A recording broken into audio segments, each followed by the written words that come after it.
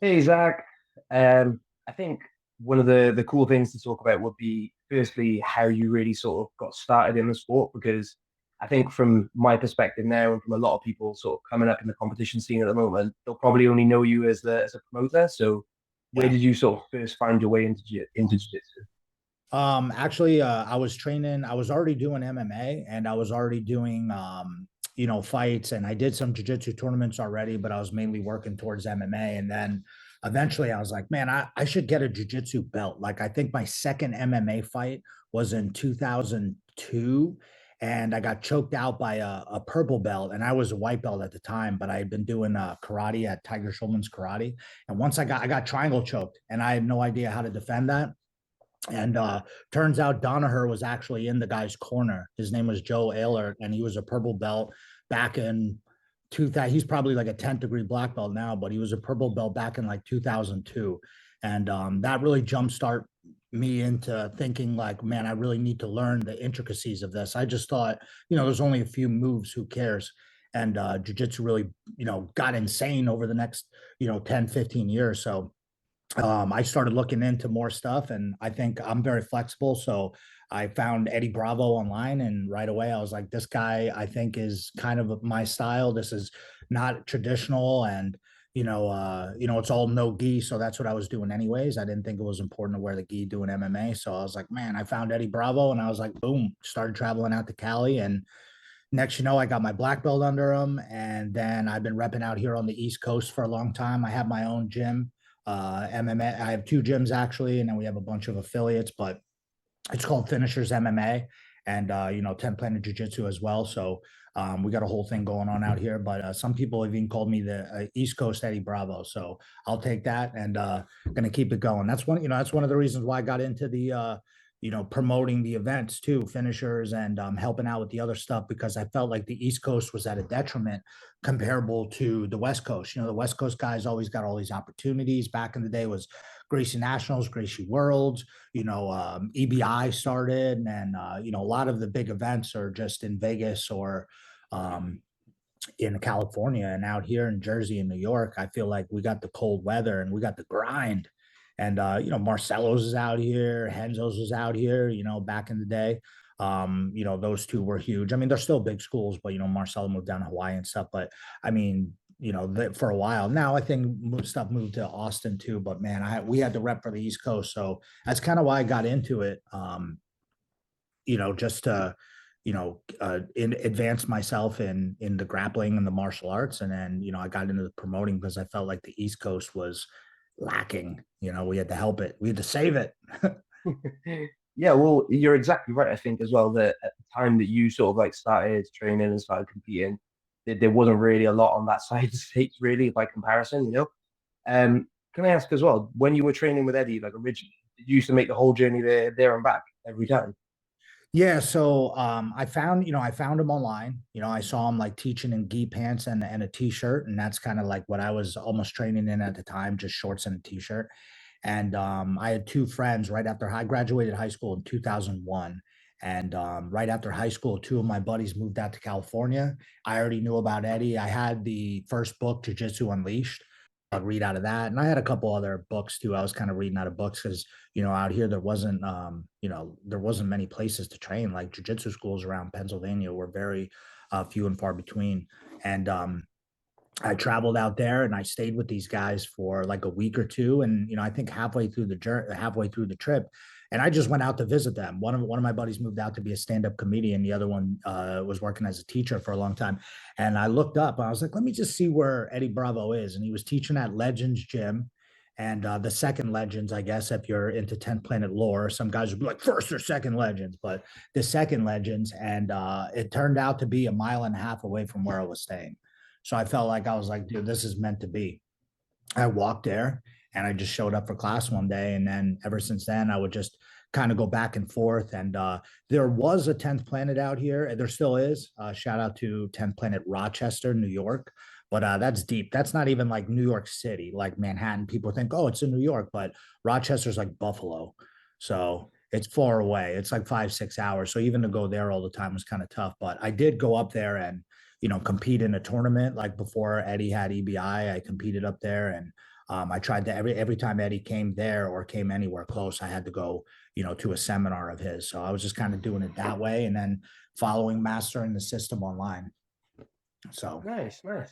I think that's a story that will sort of resonate with a lot of people in your kind of like generation as well, where like it's a bit different for me. I'm based in the UK, so even though I'm a little bit younger than you, we had a similar sort of experience, 5, 10 years later, where the number of black belts around were really, really low in the yeah. nearby area.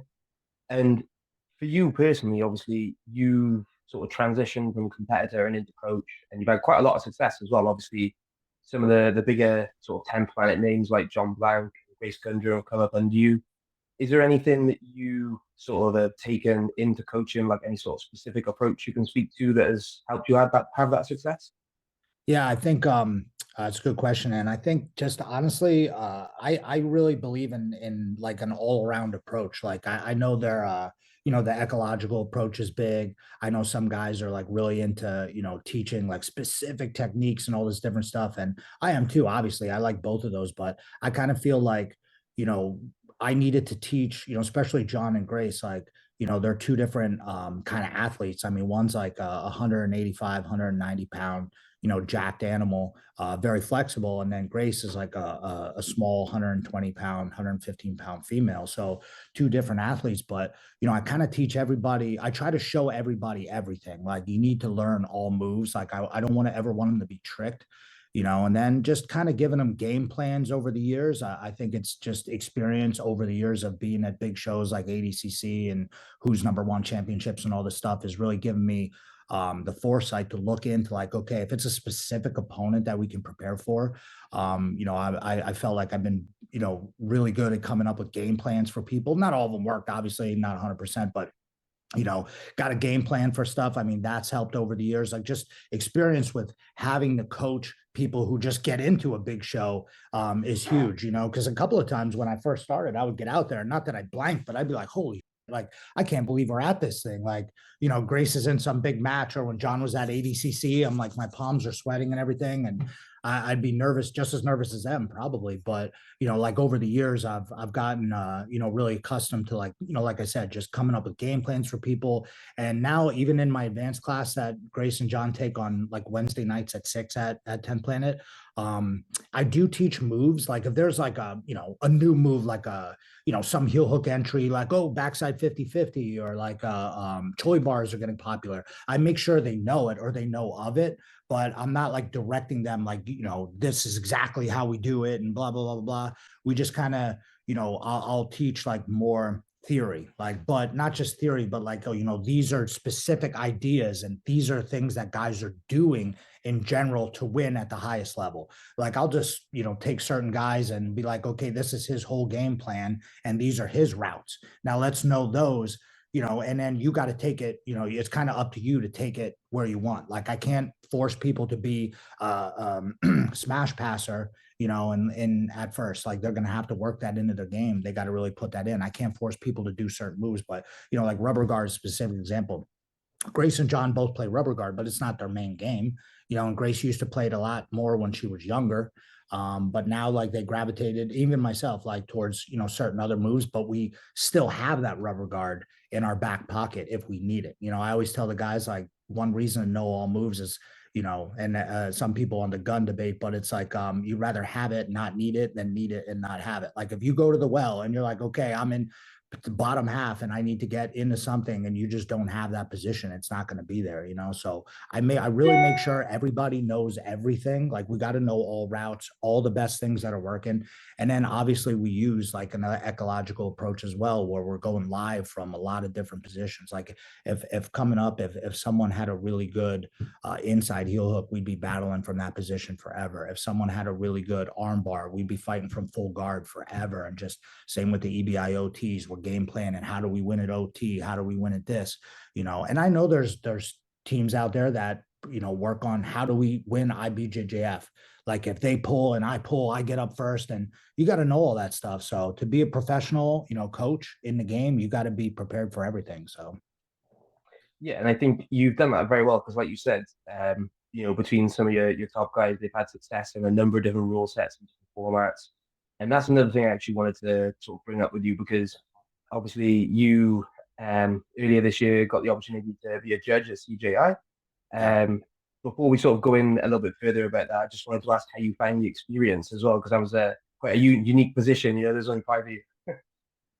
Yeah, the judging, man, it was crazy. So at first, when I talked to Craig about it and I was 100% going to be a judge, I was just obviously elated. Like I was super pumped, and I was like, man, be a part of the event's going to be sick. And then as it started getting closer, got to talk to Jason Herzog and Vitor Shaolin and some of the other judges. We started like having Zoom meetings like this, and it started really to start, hitting home. Like, damn, this for $1 million. When I started talking about it with the guys too, I'm like, think about it. Like in UFC, sometimes, some of the best fights, if they're evenly matched, it's not going to end in a submission. It's going to come down to the judges, so it's going to be like an interesting, situation. So I was just like, same thing with coaching and everything. Just, I'm going to try to be as prepared as possible. But even before they gave us homework to do, I started just watching matches and thinking about like, okay, I'm watching one this weekend. Like, I'm not just watching it.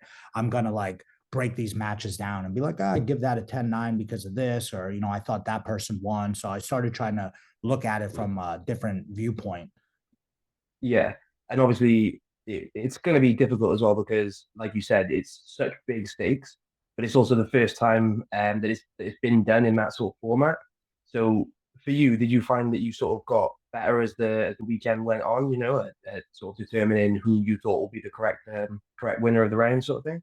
Yeah, I think so. Yeah, I think honestly we prepared really well for this. Like we had Zoom meetings like once a week, and we had chat groups and stuff that we were talking with the guys, and Craig and the rest. Like Craig really wasn't on any of the calls except maybe one he sat in on, but he kind of just left it up to the referees and the judges to figure it out and just kind of bang ideas off of them. So that way he could just kind of be on the outside, so it wasn't like he was too involved. But the other guys, though, like, Dima from B Team was on a couple of calls, and, we had a bunch of guys just kind of, giving their ideas. And then we even changed a couple of the rules, not changed, but just added some wording to make it more specific.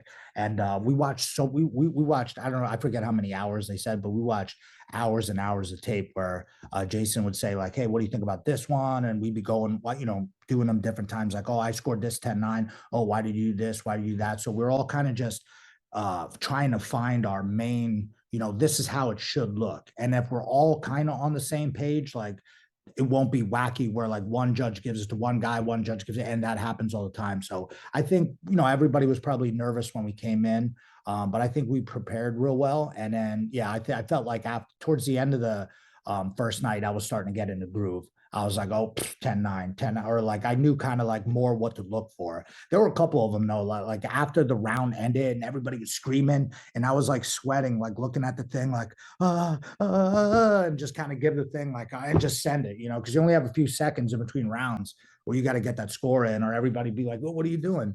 So, Well, I think you're right as well that like the sort of like wackiness that happens with MMA quite a lot is something that I think you and everyone else did a good job of avoiding at CJI because obviously there's always going to be a difference of opinion, especially when you get really close rounds. It's yeah. feasible it could go either way, but I think all of you were clearly on the same page. There was never a case where it was a clear round that went the wrong way. One thing I wanted to ask you about with that as well was obviously, I think probably the most contentious point of the CJI judging was the Kade Ruotolo and Levi match. I Yeah. imagine you've probably seen yourself. That's the only one I think some people, not even everyone really, but just some people had took issue with the decision. For yourself, could you maybe explain a little bit about why that ended up going Cade's way so that people have a better viewpoint on that? Yeah, for sure. And believe me, people did not, some people were, there were people sliding into my DM saying that I sucked and everything like that. So that was kind of cool to get some actual haters. But we even went over in the night before, we had like a Zoom call with all the athletes, and I think even Lachlan asked a specific question. I can't remember exactly if it was, but I was kind of going over the criteria, and they were just, can you win a match if you pull guard? Like, can you actually win? Because some events, like if you just pull guard, like they're not going to give it to you on the bottom unless you submit the guy. And the way the rules are written up is and the way the criteria for the judges is effective action. Like who's putting out the most effective action. So it's like almost kind of tough. It's hard to conceptualize, but like when you're like, oh man, the bottom guy's winning, and you're just kind of saying that, but it's not specific to the actual criteria. So like for instance, I felt that Levi was he won this. I gave him the second round. I gave the first round to Kade. People were definitely to me for that one, but Kade also had him in a full triangle. You know, he had a fully locked in triangle. It only was for like a second or two, and then Levi got out of it. But like anytime, and I could from where I was sitting, I mean, Levi's face looked like it was hurting. He was got on his arm too, and one of the criteria was if you get an almost finish, that's like a notch on your side. So if you're like, if I'm watching this match and I'm judging like, okay, he's kind of, starting the action, he's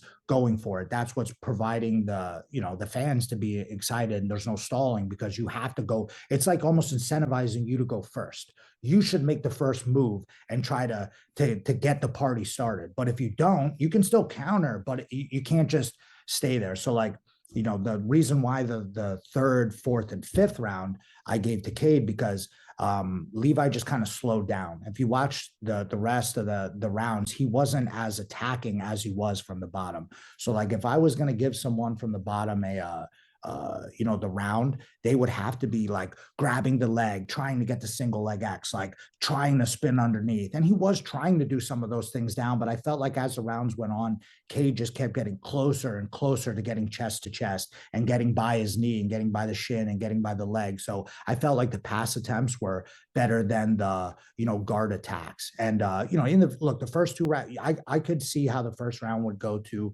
Levi, and I gave him the second round because he was deep on the leg and he was initiating all of the exchanges. He initiated the exchange, Kade would defend, and then Levi would still kind of win the exchange. But I feel it's different if you initiate the exchange, the other guy kind of counters and then kind of wins the exchange, but then nothing else happens. And that happened a lot of times where like, Levi would kind of go for it, but then would kind of give up on it. And then Kade would make the next move. And I felt like, man, he kind of, Kade kind of, even though Levi started it, Kade kind of won that exchange. One, for example, Levi wrestled up almost and came up with the single leg and then just let it go. And man, that would have been the time, because that to me is passive. That would have been the time to like fall back on his leg or try to take him down. And he just didn't want to get countered, which I totally understand. It's a crazy, it's a huge matchup for a lot of money. So, maybe he was playing a little more passive towards the end. But just in hindsight's 2020, I feel like still Kade won. I feel like the other judges gave it to Kade as well. But going back, like, I want to improve on it too. Like I think, there is a case, like you could make a case for the other guy, but you could say that in a lot of rounds that are razor thin. You know what I mean? I just felt like for me, those last 3 rounds, Kade was getting closer and closer to passing. And even though he didn't pass, he was getting, just more and more in there, and he was kind of grabbing the legs and going for a toe hold. And like, even though some of that stuff we know was like, that's not really working, but he's at least trying, it's effective enough that it made Levi move. So, but like, I'm not mad at someone who's like, Levi won. I'm like, I could see that, but I think, the way the criteria is written up and the rest of the judges agreed, like, I think Kade took that one. Well, you're right as well that I think in any fight where the rounds are that close, there's always going to be dissenting opinions, and people could see it other way. Like you said, you gave the second round to Levi, but I think either one or two of the other judges didn't. So clearly there was enough of a sort of like close round for it to go either way in your eyes as well. You know what I mean? Like you said, first round you could have potentially given that to or seen how it could go Levi's way. It is that close. It is. I think it's tough. It's going to be a tough pill for someone to swallow, but then it's also going to be tough for anyone to say that it was a robbery as such because Yeah. it wasn't clear either way. Do you know what I mean? Yeah. And I feel like both guys probably think, I mean, I know how I am after I compete like that. And even if I won, I'm like, man, I could, sometimes you feel like I could have did more, but like, especially and you'll see this in MMA where like, man, they never really totally engage because both guys know that like, hey, if I make one wrong move, this guy's toasting me and this is for $1 million and I got to be kind of like, a little bit passive and not just go crazy. Now the Tackett versus the Tackett match with Ruotolo was nuts. I mean, they were flying all over the place. There was zero that was hard to judge too, because it was like, both guys were really initiating the action, and they're both throwing each other, and, you know, uh, Tackett just doesn't even no setup. He just dives right in for body lock and gets tossed and rolls him over. It takes his back. I mean, that was hard to judge too, because it was kind of the opposite. There was so much going on. So you're just like, well, what do I do with this? You know? Yeah. Yeah, and like you said, they weren't even the only close matches at the event, and I think with something that takes place over a weekend and has two brackets, there's going to be a lot of those decisions that could potentially go either way, and there's going to be a lot of times when the judges disagree as well. One thing I like though is that since then, I noticed that for finishers, you've actually taken on board the CJI format, the rule set, and the judging. So was that why? What made you sort of make that decision afterwards? I felt like it was exciting. It's an exciting rule set because it kind of forces it's always tough. And we're always thinking of ways like we were calling stalling in the sub only matches. But sometimes if there's two guys that are both really good, they kind of cancel each other out. So they can't really sub each other. And then they go to the OTs when we're doing EBI OTs, and it's the same kind of thing. They kind of just can't finish each other, and then sometimes one guy will just hold for longer. So there's always ways for guys to game the rules. And I feel like EBI is still great. We still do our opens with the EBI rules just because it's way easier to just be like, hey, look, sub the guy, get the work in, and then we'll finalize it with an OT battle round. But at the highest level, man, that is very difficult to put those guys in. Just give the guy your back and everything. A lot of guys will just elect to hold. And I felt like and more than just anything being wrong with EBI rules, which there isn't, but I feel like the main objective was to curtail stalling. And like guys, if they know they can't finish the other guy, they'll just hold for overtime. They'll just chill for overtime. It's like, I can't tap this guy. Let me just survive. So we even had a rule called the mollywomp rule, where like if you just got totally destroyed, like the guy took you down, passed your guard, mounted you, took your back, and didn't finish you, and you did nothing, we don't go to EBIOTs. Like you don't get a chance. Like there's no reason to have you. Let's see if he can win this. Like it's over, bro. You didn't win. Like you got killed that round. So we call that like a whitewash or mollywomp. But I think with the 3-5s, it breaks it up. So it's different training for the athletes, which is always cool. Anytime we can add a new rule set in to train for, it makes it fun again. Like when we were doing 3-5s, so we would do advanced class. I would do like some live drills and teach for like 40 minutes or whatever, and then we would do 3-5s. Even though some of our guys weren't competing, it was just fun to train like that. We would do 3-5s against the same guy, and you would try to see if you won. And some of our good guys were having to deal with guys who could just go for a sprint for 5 minutes and they never calm down. Like after that 6-7 minute mark, like 8 minutes gets closer, you could start, guys are getting a little bit tired. It's a different kind of cardio. So that was cool. And I think it pushed the people to actually not stall. Like they were really like, hey, you're just going to lose this round, and how bad do you want to lose it? Do you want to lose a 10-9 or do you want to lose 10-8? And then after that, it's kind of like you almost screw yourself for the rest of the portion of the fight. Like if you lose 2 rounds, like that third round, you got to sub them. And if you're down 2 and then the other guy takes a beating and then the judges go, hey, that was a 10-8, then it's a draw or it's tied. And then we go to the first round. So I think it made people think more, and it was fun too, to have the local black belts and good guys out here doing the judging as well. So just get more people involved. But yeah. Yeah, I mean, you are right as well that I think it's cool to sort of lead that out into the wider community because CJI was such a huge event and it was such a success as well. But obviously, there was only 32 guys competing under that rule set, so it's not realistically in like a wider perspective. Pretty much no one has done it, like in terms of experiencing what 3 5 minute rounds are like. There's a couple of other events that do that format, like AIGA and ADXC as well, but Yeah. they don't have the same judging criteria, so it's not quite the same. It doesn't push the action the same. And then for finishers as well, I think it's something personally. I think you guys occupy a really cool space in promotion where you're obviously not rivaling like who's number one UFC Fight Pass sort of thing. I think that's obvious. But in terms of the other American promotions, you're literally at the highest level of them. You know what I mean? You're basically one step below the top shows that the best guys in the world compete at. Because I know over the years you've had so many ABCC veterans and guys that have had good amount of success at the highest level. Is there anything that you sort of have focused on to get that kind of success as a promoter, or is it something that's just sort of fallen in your lap over the years? Think a couple of things. I think it has been partially luck because I'm on the East Coast and there was nothing out here. So once I started, like all the best guys, like the first event that I had was insane. Like Gordon Ryan won, and he actually just posted in his trophy room or whatever. We're not in my trophy room right now, by the way, but in Gordon Ryan's trophy room, I used to, because every now and then he would put something up on Instagram, and I've known him since he was like in a teenage years. I haven't been really friends with him, but I've known of him for a long time. He competed in our event, been to a bunch of our events, but and he was in Jersey at Tom DeBlas, so like I would see him at all the local events all the time. I knew he was going to be good. When he tattooed Jiu-Jitsu on his arm, I was like, damn, all right. I was like, he's going full blown. You know, this guy's into it. And he I would see him posting like, oh, this is my ADCC thing, this is my, you know, whatever, you know, tournament I won, and because he's won everything. And I'd always comment like, yo, where's the finisher's belt? Like, I know you got that piece. And then finally he did the thing and he showed it. I was like, yeah, there you go. I was like, because he won our first one, cut down to 170.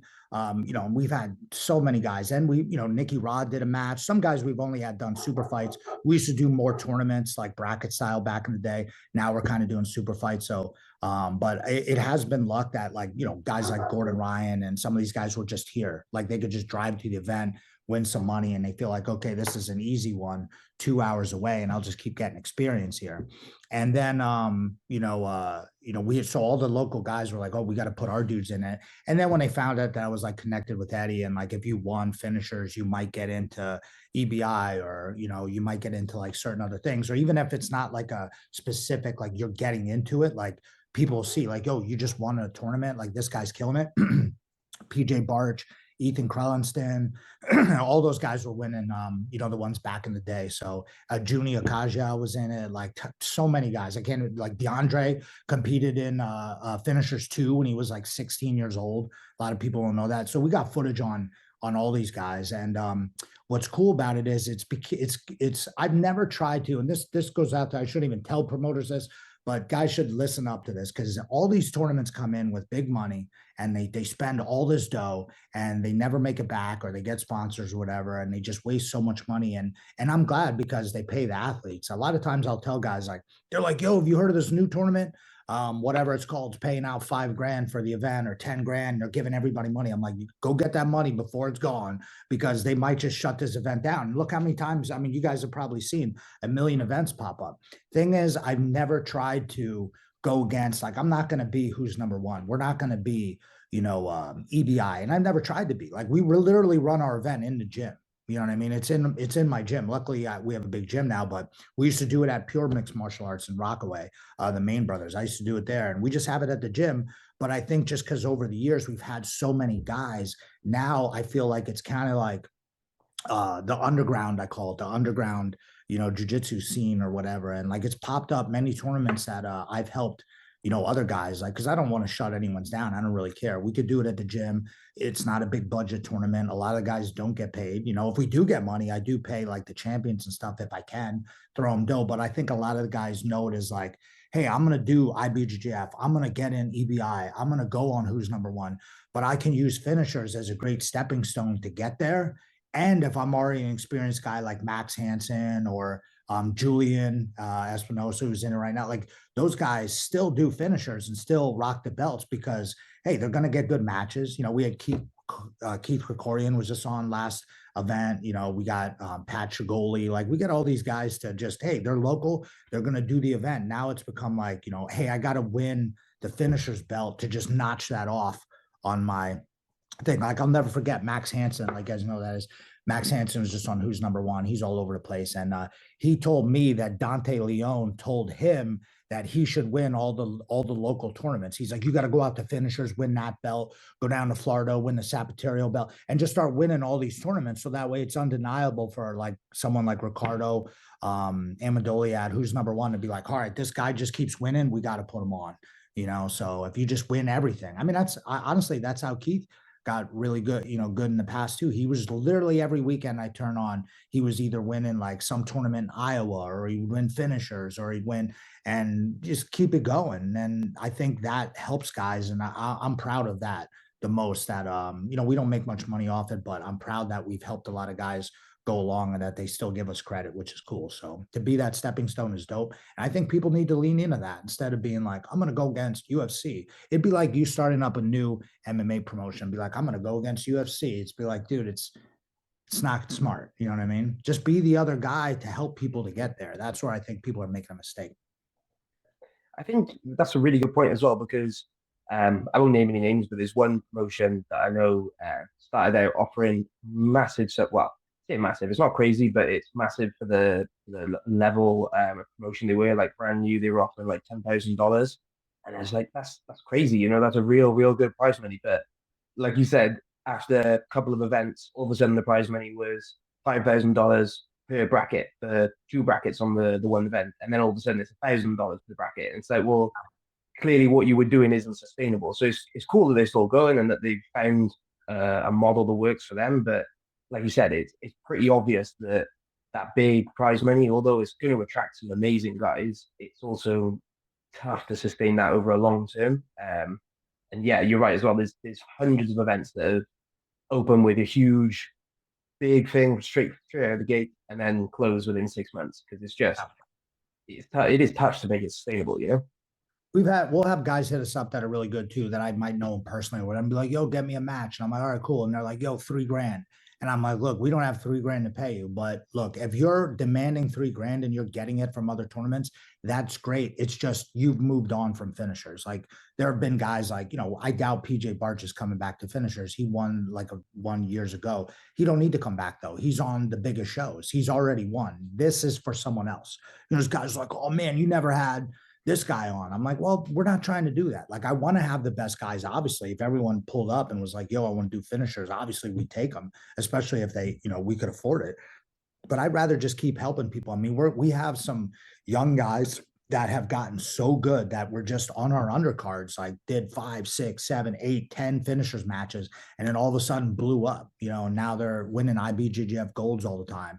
And they're just like, yo, man, thanks for giving me the opportunities back in the day. We still have like every now and then, like I think like maybe 2 or 3, we do an open too where anyone can sign up. And we do a registration fee. We keep it like $65, $80, and you get 2 matches. And it's just at our gym. We get like a food truck and stuff. And then we kind of take those people who win those events. We'll take a lot of them and put them in our pro show. So they'll get underneath, they'll get on the undercard. So it's like an incentive to win. And I think like DeAndre Corby signed up and paid. And I'm like, are you nuts, bro? You don't got to pay. You could do it for free. He signed up, paid, came down, whooped everyone. Was like, hey, I just need to get some rolls in before Worlds or whatever it was. This maybe it was even a year ago, I forget. But people will do that. Like even Lauren Sears was in combat jiu-jitsu this past time. She came out to work with me a little bit, and then she just jumped in finishers and fought a bunch of girls in that. Like she won a couple matches, and it's just more reps. And if there's going to be good people there, like it's kind of like a win-win situation. Like I might get smoked, but the guys are good, and it's definitely a completely different vibe than Naga and all that stuff, we need those too. Like people talk on them, but we need those events as well to, get other people reps. Cause if not, like where are these guys going to compete? There's nothing else to do. Yeah, you're right. And I think it's important to have that kind of like career path because jiu-jitsu is such an amateur sport in the sense that there's no school track, there's no like government funding. There's no big real like world event as such. It's just separate organizations that have their own version of worlds, ADCC, IBJJF, and everything's so sort of disconnected that you need that like trajectory that people can follow. So, like you said, white belts come in day one, they know they can sign up to a tournament in a couple of months and have a run out, compete against a couple of guys. If they like it and they want to take it serious, they can do that every couple of weeks. And then once they actually start winning, maybe they can go on finishers, maybe they can go on like Midwest finishers. There's a couple of different events that occupy that level. And then, like you said, work your way up the card, offer you to who's number one, and then ADCC trials, blah, blah, blah. But it's a cool, like you said, it's a space that I think someone has to occupy every level of that ladder. You know what I mean? And I think you guys do a really good job of, like you said, keeping to that level and making sure that you're pushing people beyond it kind of thing. Nice. Yeah. Thanks, man. Yeah. And that's 2025 we've been running it for 10 years. So it's been insane. And the other thing I will say too, another tip is for promoters, like I always get that the local MMA guys and one of another MMA promotion around here just went out of business. So you promoters out there, listen to this. Promoters, promote, right? You can't just post fight pics or pictures of the card and that's it. Like some of the organizations, I mean, they do a really great job because they got big budgets. We have our guy Q and our live stream, and we're putting out as much pictures, but we don't charge the athletes for pictures. That's got to be gone. You got to work that in your budget. You're not going to like, I'm going to do the event. Now I have to pay for pictures of myself. Like that doesn't make sense. The video, like I did Fury Grappling, and I love Fury. It's great. It's a great show. It's awesome. But UFC Fight Pass is so anal that if you even post up your video, they'll hit you with the, whatever it is, like a copyright strike. Like they'll not come after you, but they're going to force you to pull it down. It's like, I understand what they're doing because it's Fight Pass. They want you to go on and pay for Fight Pass, but where people don't understand that constantly want to do the pay-per-view model, and we're on Flow Grappling, so it's different, but no one sees it. Like you want people to see this. You don't want to just see one highlight and then it's gone. Only a couple of hundred people saw that. You got to promote, posting pictures, posting the guys, posting random videos, like just anything you could do. And then the fighters who might be like blue or purple belts that are like exciting dudes come out there and do stuff. And that gives them an opportunity to actually promote themselves. And I think that's what really makes the triangle of, you don't have to pay to do finishers. You don't have to, I mean, the opens you do, but for the pro, and you don't have to sell tickets, which kills people. It's like, oh, I got to sell 10 tickets for this. Like it's an hour and a half away. It's a Friday night. How the hell am I going to get people to come to this? It's difficult to sell tickets. And I hate that. So it's like, we just took that out of the mix. Like you don't have to sell tickets. We got the venue, so we don't have to worry about paying for it, which is nice. So that way people can just show up, do their match, go home, no ticket sales, whatever. And then we just promote out of them. You just promote every guy. And then other tournaments I'm gonna only promote the best guy. Well, you got to promote the other guys. You got to promote all the people coming up, and the more pictures and stuff you post, people like that and they want to keep doing the event. And then more and more people see it. Like since we've been open 10 years, we've just been going through and getting old photos and reposting them and saying, hey, look, remember this one, finisher 7 in 2016 or whatever it was. And they're like, oh yeah, I remember that one. People love seeing that and seeing the guys, how young they look. Like Damian Anderson looked like a kid in one of the pictures. I'm like, holy shit, that's Damian Anderson. Now he's jacked out of his mind. But so like that kind of stuff, I feel like, promoters miss on that too. You got to promote these guys, and then just, don't always go for the big guys. Like you don't, like those guys already made it. We know that, Gordon Ryan's already the best. We know that these guys are already at the top level and can make and demand money from UFC Fight Pass. But for us, it's like, hey, we're trying to promote the next crew and we're trying to post them up as much as possible. I'm going to get into MMA too. I sent in my application to be an MMA promoter here in Pennsylvania, but hopefully they don't hear this, but Pennsylvania is notoriously crazy with their boxing commission. So hopefully I can get approved. I mean, I've been running a jiu-jitsu organization for 10 years. Figure they'll let me do it. So we'll see. It's been over a week. I've called, emailed, and sent an application. I've heard nothing, but one day we'll get it done. So Awesome. No, I can't wait to see it as well. That's pretty much everything I wanted to go through with you, to be honest, because that's a nice overview of everything that you've done in the sport, which is quite a lot. But is there anything that you want to say or anyone you want to give a shout out to before I let you go? Yeah, just shout out the gym, 10 Planet Bethlehem, Finishers MMA, Finisher Sub Only is the event.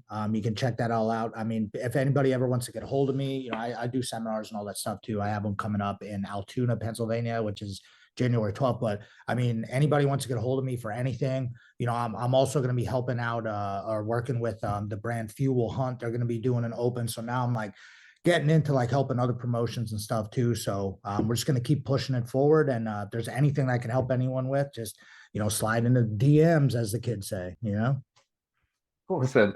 Well, thanks so much for your time as well. Then take it easy. All right. Thank you, brother. And keep doing what you guys are doing, man. Appreciate you guys posting us up. It's huge. Cheers. No worries. Take care.